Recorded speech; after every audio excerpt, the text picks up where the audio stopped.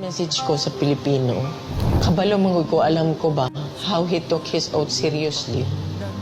Gihimo niya ang tanan para sa Pilipino. Gusto niya may maayos na buhay ang bawat Pilipino. Gi-make sure niya na ang mga tao maka-avail sa medical assistance when he was president. Gi-make sure niya na before mulanding ang bagyo, naana siya dito, mag-una na siya dito. Katong sa Marawi, gi-make sure niya mawala ang kagubot. Even sa iyang katigulangon, naningkamot yun siya, katong siya naglingkod na presidente. Miski nakapoy siya, wala mo kabalo na during the time na pandemic, almost failing na iyang health. Pero gusto gito niya mag-cabinet meeting pa rin. He does not care kung magka-COVID siya. He doesn't deserve this kind of treatment.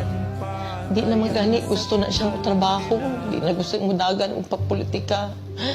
Ang tao lang si amugos niya.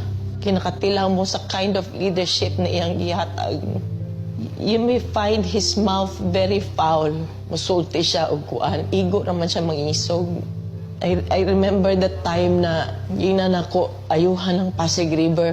Giingnan ako na siya. Dali naman na pag-isog-isog lang man ka. Maura man na iya ha.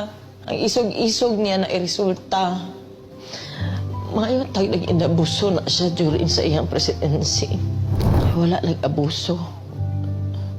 Wala ngawat. Nagpakumbaba siya, miski presidente na siya. Makita niya mo siya matratong tao. Naluhoy ko kay pagkaon alang ng tani ang gusto. Dili na siya materialistic. He doesn't care kung naa siya'y kwarta o wala. He doesn't care kung unsa iya ang isuot. Daan.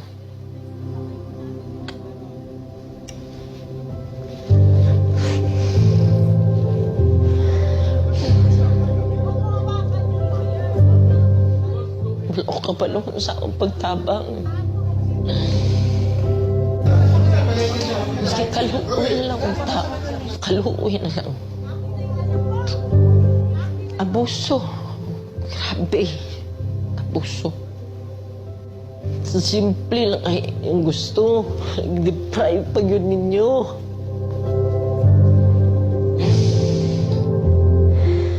Simple lang kayo ang gustuhan na. I-deprive, miskin gipatay na utak ni mo siya. Dito. Kidnap ninyo. Mag 80 years old na guna siya. Kabalo mo ko sa iyang health. Wala tanan. Wala gani medisina. Kagikan mi sa Hong Kong. Good for 3 days lang iyang dala. Pati sa nina. Grabe, abuso.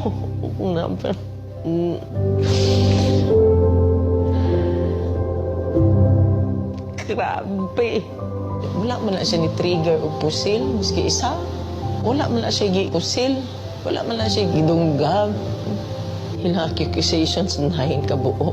Asa man ang 9. Wala maganin niya magkiti siguro ng 9 na gina-accuse siya. How gani, grabe gani, gulong na nilang gibulhot na nila diri sa Pilipinas na iyang natawan. Yung anak pag ginabuhat diri sa mga... Di ko katulog, dili ko makapuyo sa among sariling balay. Balo ka ba? First night na ako gikan sa katong pag-abot na mo uguan. Wala lang ko nakauli sa among balay. Magplano-plano na lang ko asa ko matulog. Nangiyo lang ko. Wala ko kabalong sa wala ko kabalong sa Maluoy lang ko kay ultimo pagkaon, ana ba? Binisaya lang ang gusto, ana. Kung uba naghandong, mansyon ka na sa dili. God. Ano lang. Maghangyo ko sa inyo. Di ta mo undang, hanto di siya mubalik. Ayaw yun mo undang, di ta mo undang. Please continue to pray for him. And for us, nga maunsa na mo ni.